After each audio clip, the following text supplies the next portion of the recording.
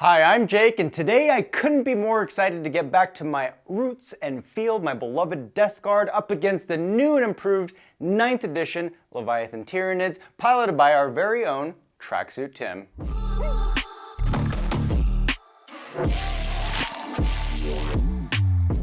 If you're new to the channel, what we like to do here is cover competitive 40k strategy content, as well as produce fun and informative battle reports for you to enjoy. If this kind of content interests you and you haven't done so yet, we'd love for you to stay up to date by staying subscribed, which also greatly helps the growth of our channel. Additionally, if you're interested, of course, we have several different ways you can interact with us, as well as ways to support the channel even further, such as picking up your own set of Black Rabbit gaming gear or using any of our discounted affiliate links, which cost you absolutely nothing extra should you use them. All of those links can be found in the description below. All right, we had a really hard time and couldn't decide which of our armies to throw at the new NIDS book, so it was decided to leave it up to the viewer vote. Around 300 votes later, it was a pretty overwhelming demand that it be Death Guard, and I am more than happy to oblige, considering the excitement around the recent Dataslate changes, which affect them, such as Armor of Contempt, coupled with Death Guard Terminators now gaining objective secured rules. On the other hand, Tim's new NIDS pump out a terrifying amount of mortal wounds in the psychic phase and the movement phase, but my melee Death Guard pump out even more during the fight phase as a response to them, so what I'm hoping for is to get into the fight as fast as possible. Admittedly, it's been a whole 5 months since I've even fielded my dirty boys, so let's see how this thing shakes out and how good the new rules will benefit melee-centric Death Guard. For tonight, I decided to try out a Mortarian's Anvil Battalion configuration so that I could gain access to the 1 CP Heroic Intervention stratagem, as well as, of course, the ever-popular Warp Insect Hive Relic, where a character just gets full rerolls. Starting off with my HQ slot, my Demon Prince returns, but rather than my standard Separating Plate and Rotten Constitution build, I decided to stress test Armor of Contempt by giving him the Warp Insect Hive Relic instead. What this does is it really helps him reliably inflict damage, since naturally he gets no rerolls whatsoever. Following alongside him is my Lord of Contagion, which has the Gloaming Boat Warlord trait to shut off rerolls within, or enemy rerolls within contagion range, as well as the Reaper of Glorious Entropy Relic to even further help his damage output as well. Now in my troop slots, for the first time ever, or the first time in a very long time, I'll be running just a bunch of slate.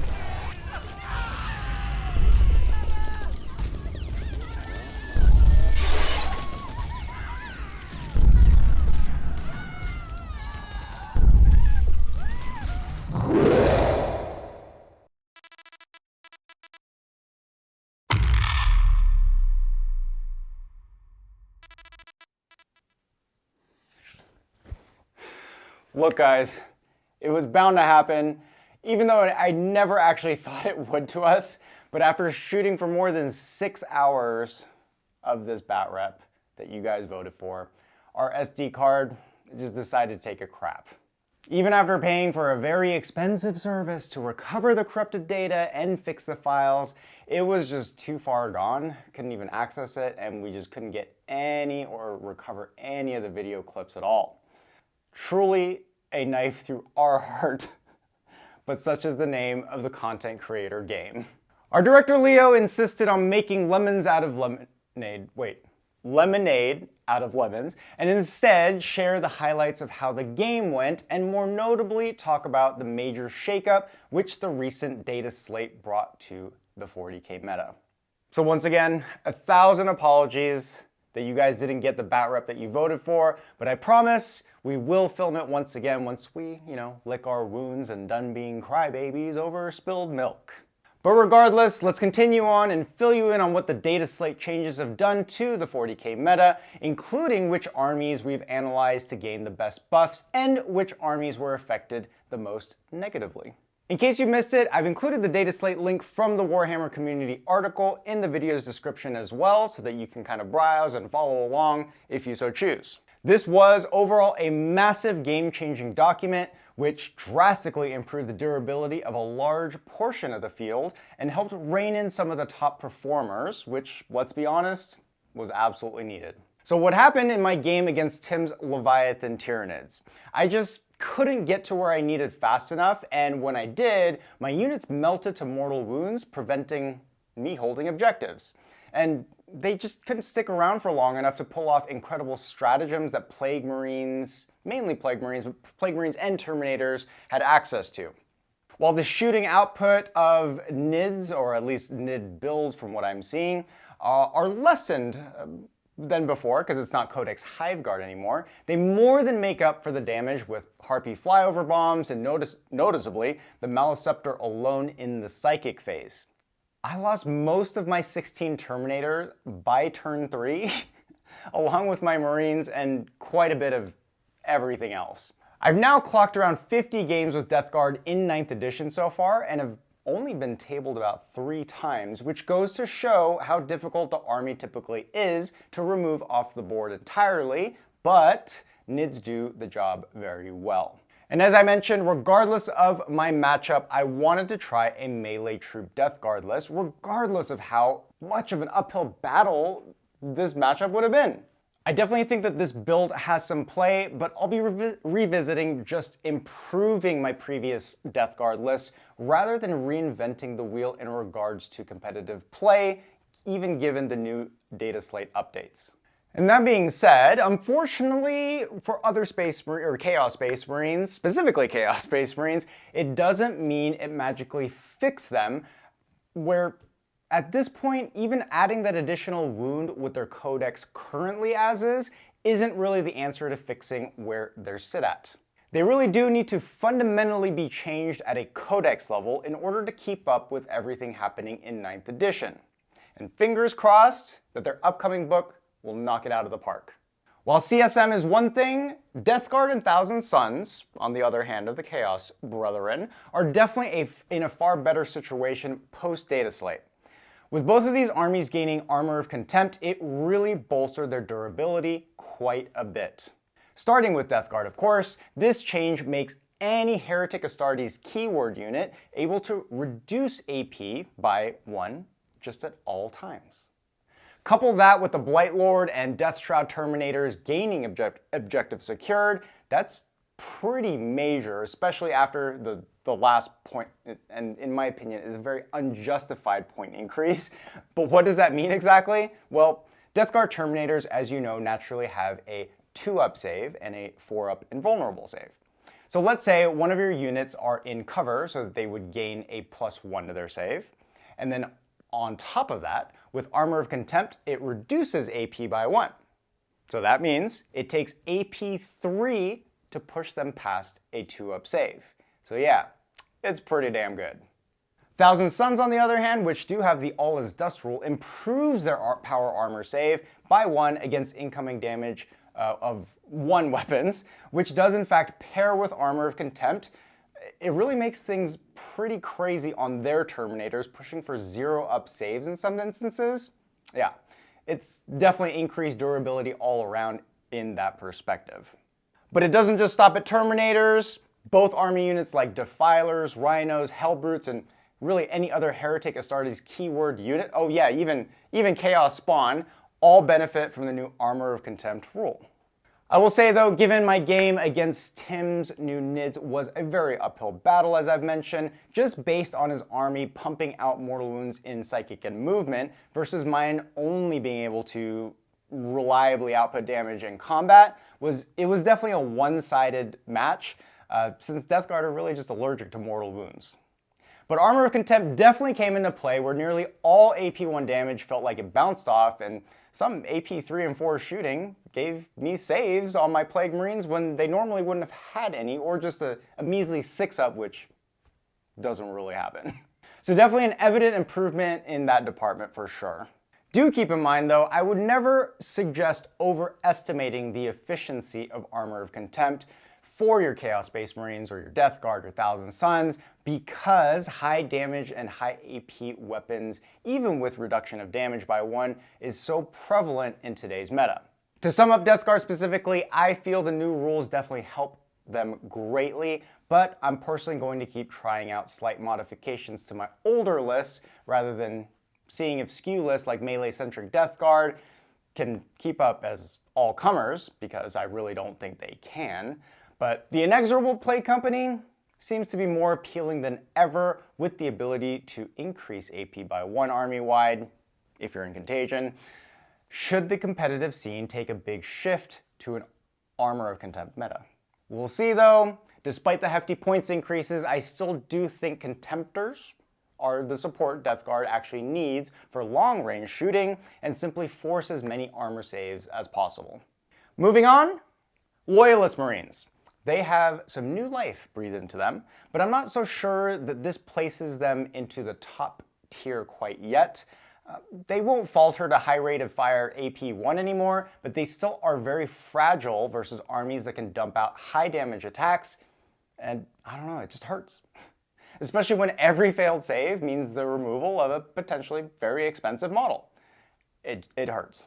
Not to mention, they are all susceptible to any army that can force a lot of mortal wounds still. So Marines will definitely have a resurgence, in our opinion, as a lot of players will be excited to pull them back out, but they still have massive hurdles to overcome the meta. Astra Militarum saw a massive increase in offensive potential for sure, but that's not really where I think they were hurting. What they need in order to play the mission is basically paper thin, defensively speaking that is, and that just hasn't changed. Opposing durable armies can continue to outlast you while sweeping your late game scoring potential, and really mobile armies will continue to shut all of that down with even deadlier units. And our channel team has really been discussing and just theory crafting a whole bunch of stuff, so here is some input in spirit from our Black Rabbit hive mind. Director Leo says, Tau took a nerf to their indirect fire style of play. Rest in peace, orcs. But this was honestly a slap on the wrist. Balancing Tau is a difficult thing, as they only reliably deal damage in the shooting phase and have very limited and situational mortal wound output. Overall, now Tau players need to come out and play an interactive game and risk assets to return shooting now that they can't just AP2 things to death from behind a wall. Thank God. Overall, good changes and even-handed compared to what other armies got out of this. Couldn't agree more. Tracksuit Tim says overall he's super happy with the Dataslate. Since Marines will probably make it back into the meta, GSC, or Gene Stealer Cults, actually might see some play because of their general high AP and weight of attacks. They also have access and will not take the penalty for taking some guard in the Force. Eldar are also in a really good spot since the Dataslate didn't really affect them. I'm excited to see new builds across the board, but I feel bad for Orcs and Custodes, who got hit the hardest in my opinion. I know. I just came off of Custodes. They needed a nerf, but we'll get to that. Well said, Tim. It's no secret that Orcs have continuously gotten their teeth kicked in ever since their brief period of simply being brokenly overpowered. I'm really sorry, Orc players. We know it's rough, but hang in there, you gits. And speaking of Custodes, allow me to touch on that, since I am just coming off of fielding them competitively. I was not at all expecting the nerfs to be what they were, and truthfully, I don't agree with a lot of them. There are many different ways, in my opinion, to balance the army while maintaining their true to lore eliteness, but such is life. While it is totally fair that they don't benefit from Armor of Contempt, but losing OPSEC on all infantry was just a little bit too much for me. With such low body counts on the board, it was nearly every single game where a character of mine had to be used in order to contest an objective, so combos like Praetorian Plate Vexillus lost quite a bit of luster. I think it could have been as simple as either increasing the Alaris Terminator unit size or just taking away objectives secured from Terminators in general. But what do I know?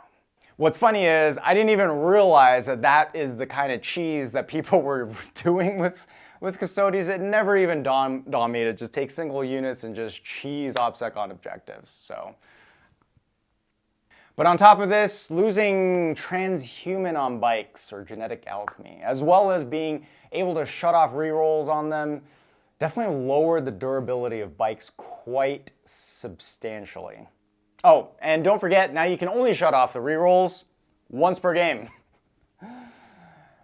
Look, I can definitely keep going about how rough of a nerf Custodes got, but I'll just sum it up by saying they were a broken SSS tier for about 6 weeks, but they overnight got dropped down to, I'd say, a firm B level at best. But just a disclaimer, everything we usually talk about here is in relation to competitive 40K, so if you play casually, please note that we are strictly referencing tournament level efficiency of play. They're still a very cool army, very, very solid, and that's for sure. Josh says, the Dataslate was a great move by GW. Tournaments were getting stale and events were getting affected by the inherent brokenness of some armies. Specifically to Eldar, since that's what I've been playing, is they can't spam Night Spinners and support platforms anymore, and all of the toxic builds have moved towards custom craft world and interactivity versus hiding and blasting models off from indirect fire. So it sounds like a similar build to what Leo was saying about Tau. And if you caught the Eldari Codex review Josh and I did a while back when the book was released, we definitely emphasized the point of how flexible and meta configurable the book really is. I think if anything, this big shakeup proves that they have the toolbox to deal and shift with any significant changes to 40K.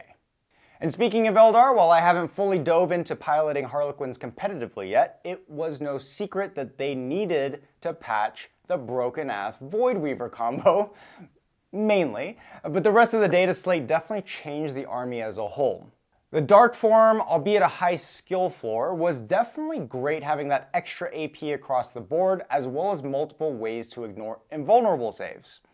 But with Armor of Contempt coming into play, it definitely makes it that much less effective.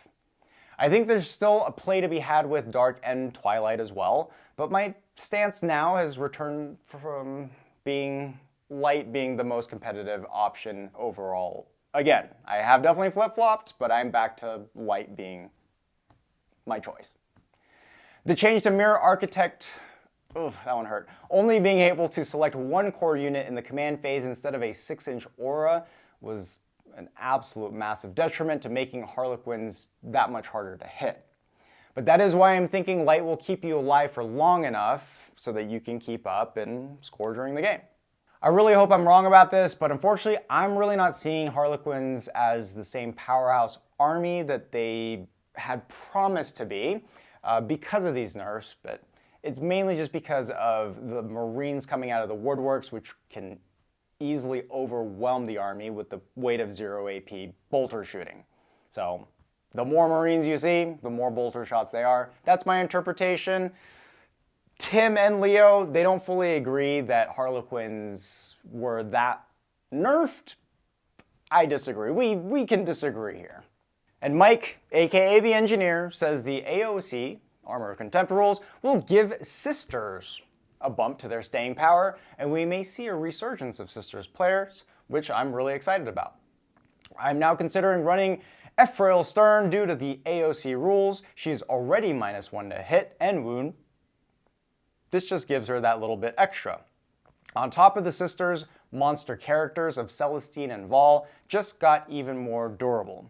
You thought they were hard to kill before? I can hear him laughing maniacally.